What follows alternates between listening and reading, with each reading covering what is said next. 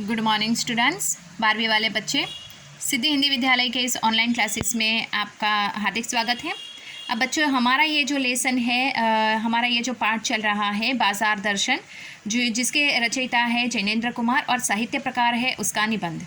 ठीक है, अब यहाँ पे ये जो पाठ है तो पाठ की थोड़ा सा रिवीजन हम कर लेते हैं, जिसमें बताया गया है कि लेखक के मित्र बाजार जाते हैं उनकी पत्नी के साथ किस प्रकार से यहाँ पे वो फिजूल की चीज़ें भी उठा कर ले आते हैं। उनके जो दूसरे मित्र होते हैं वो अकेले बाज़ार जाते हैं, दोपहर के जाते हैं, शाम को आते हैं, लेकिन कुछ खरीद कर नहीं आते और खाली हाथ आ जाते हैं।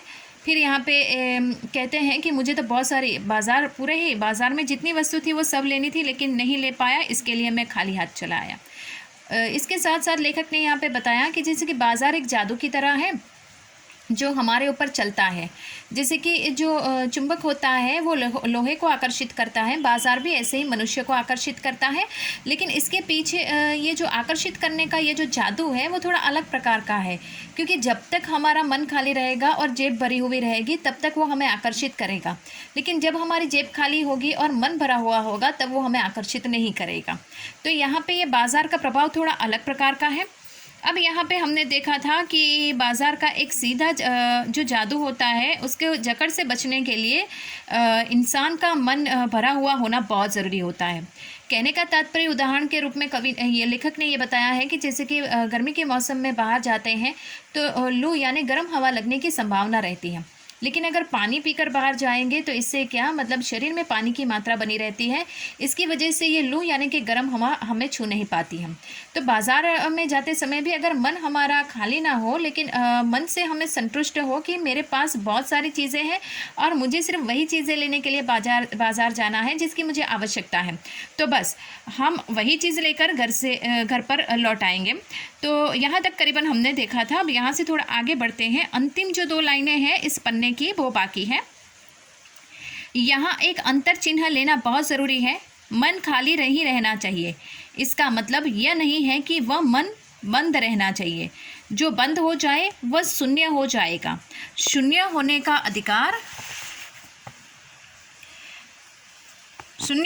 अधिकार बस परमात्मा का है। सनातन भाव से संपूर्ण है, शेष सब अपूर्ण है।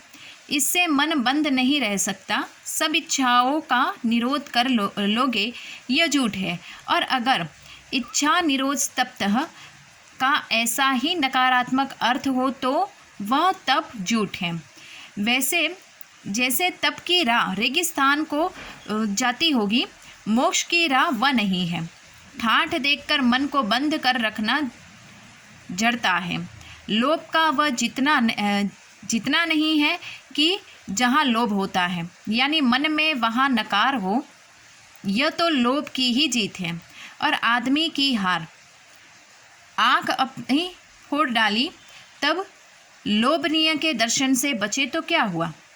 ऐसा क्या लोभ मिट जाएगा? और कौन कहता है कि आँख फूटने का रूप दिखना बंद हो जाएगा? क्या आँख बंद करके ही सब सपने नहीं लेते हैं? और वे सपने क्या चैन भंग नहीं करते हैं? इससे मन को बंद कर डालने की कोशिश तो अच्छी नहीं। यह अकारत है, यह तो हठ वाला योग है। शायद हठ ही हठ है, योग नहीं। इससे मन कृश भले हो जाए और पीला और असक्त जैसे विद्वान का ज्ञान, वह मुक्त ऐसे नहीं होता। इससे वह व्यापक की जगह संकीर्ण और विराट की जगह शुद्र हो जाएगा। इसलिए उसका रोम रोम मूंद कर बंद तो मन को करना नहीं चाहिए। वह मन पूर्ण कब है? हम में पूर्णता होती तो परमात्मा के अभिन्न एक महाशून्य ही न होते। अपूर्ण है, इसी से हम है। सच्चा ज्ञान सदा इसी अपूर्णता के बोध को हम में गहरा करता है। सच्चा कर्म सदा इस अपूर्णता की स्वीकृति के साथ होता है। अतः उपाय कोई वही हो सकता है जो बलात् मन को रोकने को न कहे। तो मन को भी इसलिए सुने क्योंकि वह अप्रयोजन रूप में हमें नहीं प्राप्त होता है। हाँ, मन माने पन की छूट मन को ना हो, इसलिए वह अकील का अंग है, खुद कुल नहीं है। अब यहाँ पे बच्चों ये जो बात बताई गई है इस परिच्छेद के माध्यम से लेखक ने बहुत अच्छी बात बताई है। ये जो सब लिखा हुआ है वो मैं आपको समझाती हूँ धीरे धीरे करके कि हमारा लेखक का कहने का मन है कि हमारा जो मन है वो लोभ से भरा हुआ है, वो मोह माया से भरा हुआ है। लेखक कहते हैं कि हम मन को चाहे उतना मतलब तोड़ मोड़ के रख ले, उसको चाहे उतना मतलब उसको कंट्रोल करे अपने बस में, लेकिन अगर बाज़ार में जाते हैं और मन में ये प्रश्न रहता है कि मुझे जो वस्तु लेनी है वही मैं लूँगा, तो हम वही वस्तु लेकर बाज़ार से आएंगे, लेकिन मन में तो वो लोभ तो रहता ही है। हम मतलब समझ लो कि कंजूस है या फिर पैसे नहीं खर्च करना चाहते हैं, इसी वजह से हम लोग क्या करते हैं, वो चीज़ नहीं उठा के लाते हैं, ठीक है। लेकिन यहाँ पे कहने का तात्पर्य ये है कि मन में तो लोभ रहता ही है। अब मन को इतना भी मतलब आप कहते हैं कि खाली मन, लेखक ने कहा खाली मन बाज़ार जाओ, तो खाली मन बाज़ार जाना यानी कि संतोष के साथ जाना। जब तक आपके मन में ये संतोष की भावना पैदा नहीं होगी तब तक आप एक हारे हुए इंसान ही कहलाएंगे। यहाँ पे आप उस नकारात्मक जो आपके मन के भीतर जो शक्ति रहती है उसको ख़त्म नहीं कर पाओगे। क्यों? क्योंकि आपके मन में तो लोभ रहता है, और जब तक लोभ रहता है तब तक वो आपका उस बाज़ार के ऊपर संयम रखना वो तो बेकार ही माना जाएगा। जिस तरह से यहाँ पे तप की राह रेगिस्तान को जाती है, मोक्ष की राह वह नहीं जाती है। अर्थात कहने का तात्पर्य यह है कि मतलब मोक्ष हासिल करना है इंसान को तो मोह माया से उसको अलग रहना पड़ेगा, जबकि ये संभव ही नहीं होता। हमारे मन में तो लोभ और मोह माया पली बड़ी रहती है। लेखक ने यहाँ पे एक बहुत अच्छी बात बताई है संकीर्णता की। उन्होंने बताया ना कि जैसे कि इससे वह व्यापक की जगह संकीर्ण यानी छोटा और विराट यानी बड़ा की जगह शुद्र यानी निम्न हो जाएगा। तो यहाँ पे विद्वानों का कहना है कि जैसे कि हम जो हट करते हैं, हट करके हम कुछ हासिल करना चाहते हैं, वो कब तक हासिल रहेगा।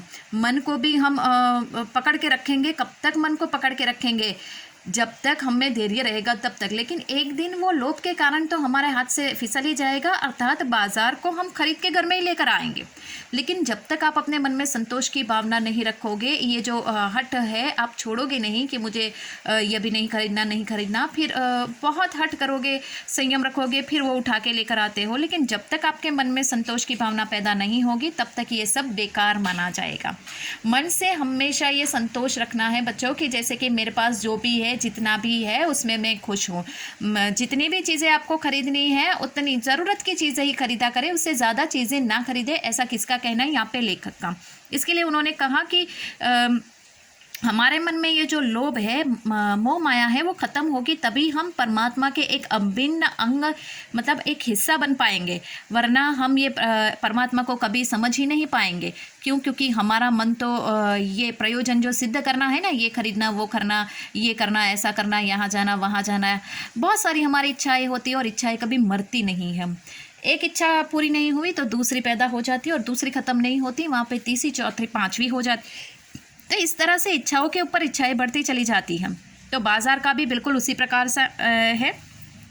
तो इस परिच्छेद में बिल्कुल सही बात बताई है लेखक ने कि आंखें मूंद कर हम उसको जैसे कि मन को बंद कर देना ये संभव नहीं होता। मन पर मतलब एक ऐसा संयम लगाना है हमें, संतोष का संयम, जिसके माध्यम से हम सारे के सारे अपनी मतलब जो पंचेंद्रियाँ है वो पंचेंद्रियों को भी हम अपने वश में कर सकें।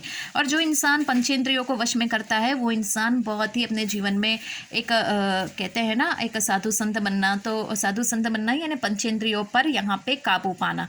और हमारी पंचेंद्रियाँ हमें पता है, देखना, सुनना, स्पर्श करना, खाना, ज़बान के ऊपर कभी लगाम नहीं रहती है ना, जीवा में कभी हड्डी नहीं होती, वो जैसे तैसे मुड़ जाती है। लेकिन ये जो पंचेंद्रियाँ होती है, ये पंचेंद्रियों को भी हम चाहे तो इंसान सब कुछ कर सकता है। तो मन जो होता है, मन को भी हम अपने संयम में रख सकते हैं। और बाज़ार जाएंगे तो अपने मन को हमेशा उसी प्रकार से हमें बनाए रखना है। तो बच्चों यहाँ पे थोड़ा सा यहाँ पे ये जो निबंध प्रकार का ये जो पार्ट है आपके लिए थोड़ा सा समझने में दिक्कत होगा, लेकिन ध्यान दोगे तो वो आपकी समझ में बिल्कुल आ जाएगा। तो बच्चों ज़्यादा जल्दबाजी करके एक एक पन्ना ख़त्म करना ये नहीं करेंगे। हम धीरे से एक एक जैसे कि 15-20 लाइनें जो होती है, एक एक परिच्छेद जो होता है उसको ही समझेंगे। हद से ज़्यादा हम उसको समझने का प्रयास नहीं करेंगे। जितना दिमाग में जाएगा उतना ही हम उसको समझेंगे। तो यहाँ पे हम रुकते हैं। आगे के वीडियो में इससे बाकी का जो लेसन है उसको समझने का प्रयास करेंगे। Thank you.